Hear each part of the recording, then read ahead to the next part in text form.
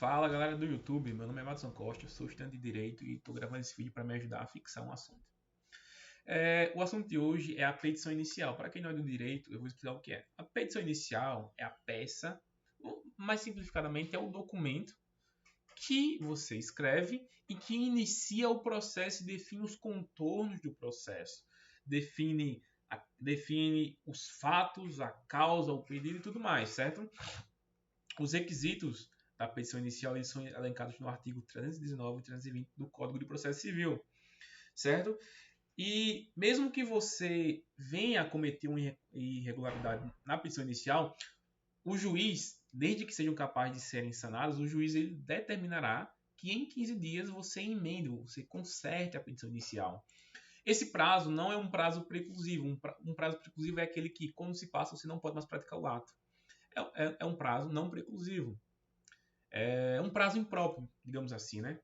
Prazo impróprio é aquele que você não perde o direito de praticar o ato.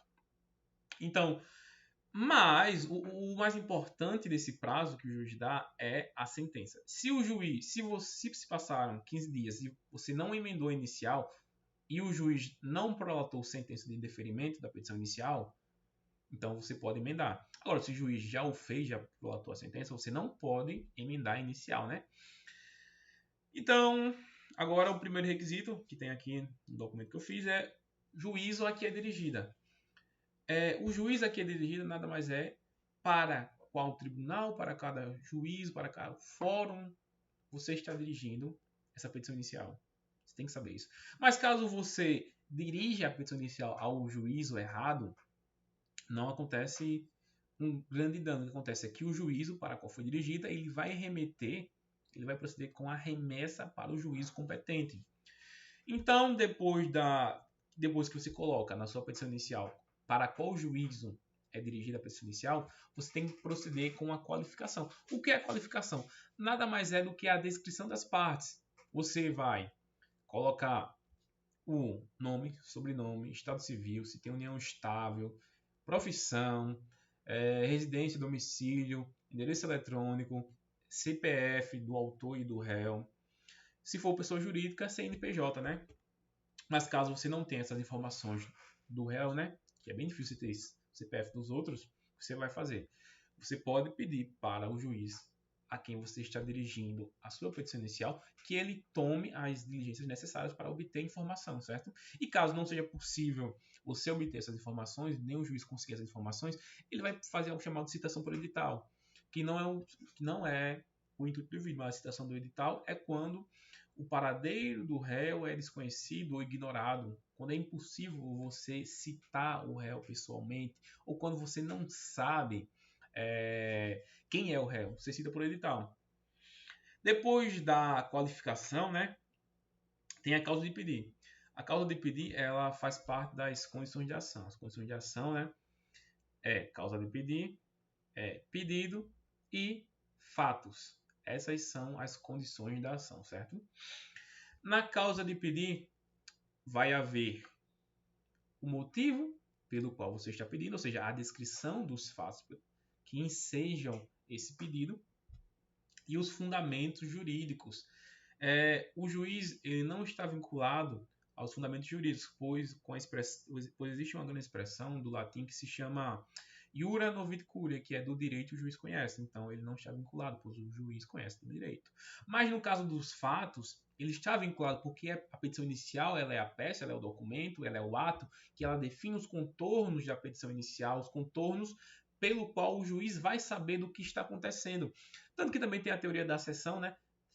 O que é a teoria da seção? A teoria da seção diz o seguinte, que o juiz ele está vinculado, adstrito aos fatos narrados na petição inicial. Então, a petição inicial é muito importante nesse sentido, porque o juiz não tem como saber quem é seu Zé, quem é você e o que aconteceu. O juiz só toma conhecimento dos fatos a partir da narração feita na petição inicial, certo?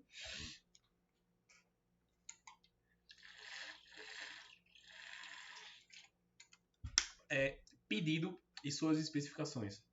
O pedido eu vou deixar para depois. Vamos para o valor da causa. O valor da causa é basicamente o valor que corresponde ao bem pleiteado, mesmo que não seja economicamente aferível de imediato, autor da causa deve ter um valor. O autor deve atribuir à sua causa um valor mesmo que não seja possível de imediato. E existem algumas regras, né? Primeiramente, vamos falar sobre a atuação do juiz no valor da causa. Se o valor da causa ele for excessivo, o juiz ele pode reduzir. Se o juiz não reduz, o réu ele pode impugnar o valor da causa com um preliminar de contestação. O que é preliminar de contestação? Preliminar de contestação é uma exceção, é um meio de defesa que o réu ele pode alegar. E a contestação ela é a resposta às acusações feitas pelo autor na petição inicial. Então, o autor tem a petição inicial, o réu tem a contestação, que também pode ser reconvenção, mas isso não é assunto do vídeo agora. Para você calcular o valor da causa é simples. Na cobrança de dívida, vai ser o pedido principal corrigido monetariamente com os juros moratórios. Os juros moratórios é os juros que incidem quando você não cumpre a obrigação. E outras penalidades, um grande exemplo disso é a cláusula penal. No direito civil, quando o devedor ele é inadimplente e é estipulado no contrato uma cláusula penal, ele pode incidir em uma penalidade, que pode ser o pagamento de multa, que pode ser tantos juros. Isso é uma cláusula penal, certo? Até a data da propositura da ação. Então, tipo, tem que, se você propõe hoje a petição inicial, tem que ser corrigido até o dia de hoje. Eu vou falar apenas das principais. Na ação de alimentos, é a soma das 12 prestações. Como assim? Se você está pleiteando uma pensão que é de R$100 ou de R$1.000, você vai multiplicar 100 vezes 12. 100 vezes 12 dá 1.200. 1.000 vezes 12 dá 12.000. É isso mesmo aí, galera. Aqui, isso é interessante na questão de imóveis, né? Na ação de divisão, demarcação e reivindicação, o valor de avaliação da área ou do bem que é objeto do pedido. Como assim? Quando tem um bem que você quer reivindicar, ou quando tem uma área que você quer demarcar, que você quer dividir, o valor, ele é da área, da avaliação da área por um perito. O perito avaliou a área, esse é o valor, então esse vai ser o valor da causa, ou do bem. Uma casa que é estipulada o valor em R$100.000, esse vai ser o valor da causa. Na ação indenizatória, a ação indenizatória ela é cabível quando há um dano consumado. Pode ser um dano moral ou um dano material. O que é o dano material? O dano material é aquele que causa um prejuízo patrimonial. Certo? Um prejuízo patrimonial ou um prejuízo que é economicamente aferível. Na ação indenizatória baseada em dano material, é mais fácil você saber o valor da causa, porque você vai fazer o cálculo se baseando no dano emergente, os danos que emergem da conduta ilícita, e o lucro cessante que você deixou de ganhar, certo? Na questão do dano moral, aí não existe muito bem um modelo de como você vai aferir. É o que o autor acha que é justo. Ele vai falar, se houve dano moral, eu acho que é justo. Mas existe um cara chamado Tasso Sanseverino, que ele até morreu, ele era ministro do STJ, que ele tinha algo chamado critério bifásico. O que era o critério bifásico? Ele pegava as particularidades do caso e a condição econômica das partes, do réu no caso, e depois que ele pegava as particularidades do caso e ele analisava a condição econômica do réu, ele ia buscar na jurisprudência o valor que os outros juízos estavam dando a esta causa, a este dano moral. Então, esse era o método que ele utilizava para calcular o dano moral, o método ou o critério bifásico, que parece muito com o critério trifásico da dosimetria da pena, mas não tem nada a ver com isso, né? Na ação em que há acumulação de pedidos, a quantia correspondente à soma dos valores de todos eles. Como assim? Numa petição inicial, você pode acumular pedidos. É uma hipótese de cumulação própria. O que é acumulação própria? É quando você faz vários pedidos que são compatíveis entre si. Então, o valor da causa é o de todos os pedidos. Também pode ser também você pode fazer pedidos sucessivos. Pedidos sucessivos são aqueles em que há relação de prejudicialidade. Por exemplo, a ação de paternidade acumulada com ação de alimentos. Então, se é negado a paternidade, há uma prejudicialidade da ação do pedido de alimentos. Porque não tem. Pô, você não vai pedir comida para um cara que não é teu pai, né, velho? Beleza, agora, 2 casos de cumulação imprópria. Cumulação imprópria é o pedido alternativo. Pedido alternativo não há relação de prejudicialidade. Você pleiteia que seja dado isso ou aquilo, e se dado tal, o outro será excluído. Na ação com pedidos alternativos, na acumulação alternativa, né, como diriam os doutrinadores, o de maior valor. Na acumulação subsidiária, será o valor do pedido principal, certo? Agora, isso aqui é interessante. Como é que eu vou calcular prestações vincendas? Como é que eu vou calcular? Vincendas e vencidas.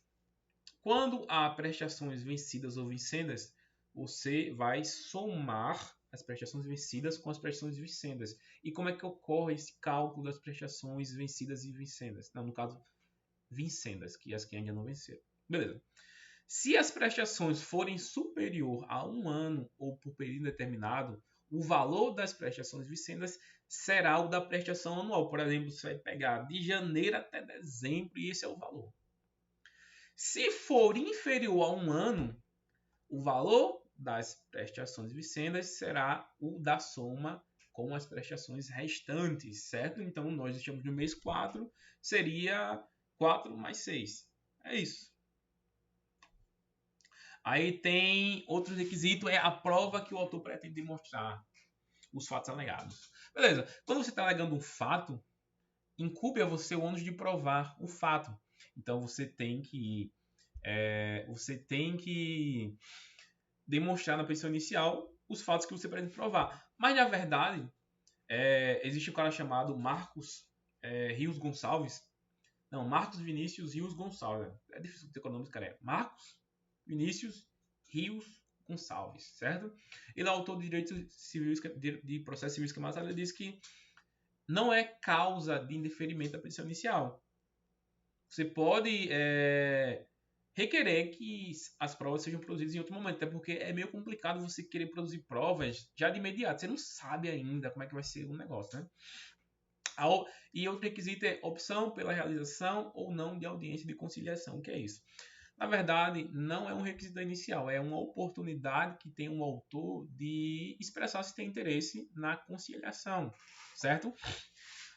Porque quando é possível você economizar todos os gastos do judiciário realizando uma audiência prévia, é muito mais vantajoso para todos. É mais vantajoso para o réu, para o autor que vai conseguir o seu pedido de forma abreviada, é mais vantajoso para o judiciário, para o juiz, para o serventuário, certo? Inclusive, é bom destacar que a audiência ela só não acontece quando ambas as partes expressam que não querem a audiência, certo? Por fim, existem os documentos. Somente os documentos indispensáveis, eles, assim, é uma opção do autor. Você pode juntar aos autos de processo, juntar a petição inicial, todos os documentos. Ou você pode juntar apenas os indispensáveis. Os indispensáveis é obrigatório, mas os dispensáveis você pode juntar em outro momento. E por fim, um pedido, mas o pedido vai ser assunto de outro vídeo.